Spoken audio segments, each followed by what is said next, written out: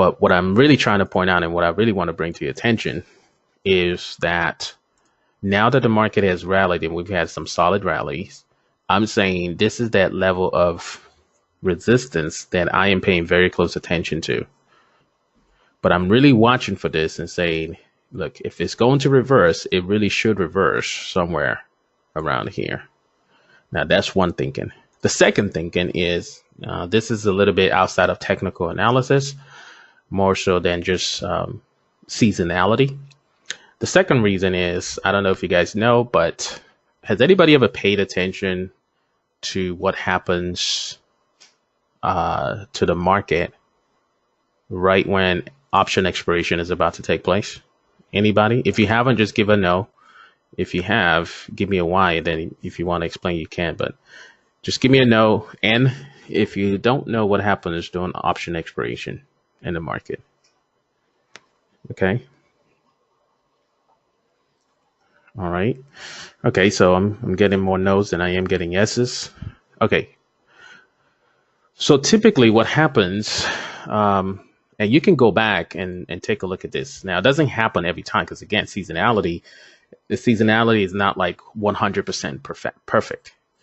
But what you will see is more often than not, what you will see is that markets will rally into option expiration. We just had our option expiration for the month of January last Friday. Okay.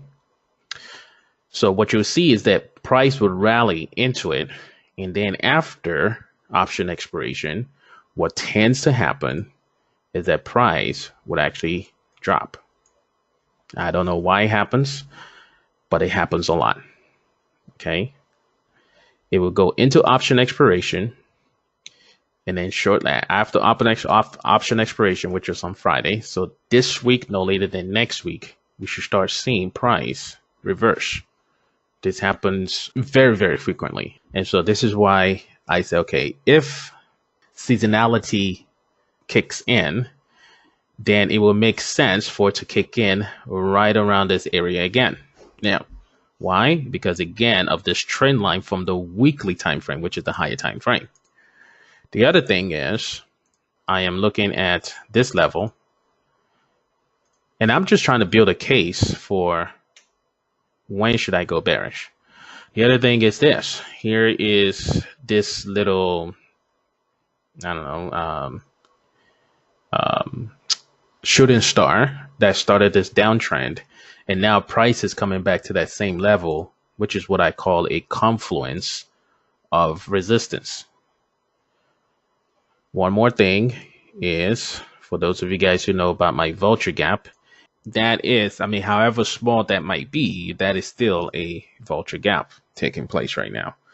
And so you combine all that together. If all that fails, then that would tell me that the market is trying to go higher. Because if we have, you know, a confluence of resistance, we have a confluence of resistance right here.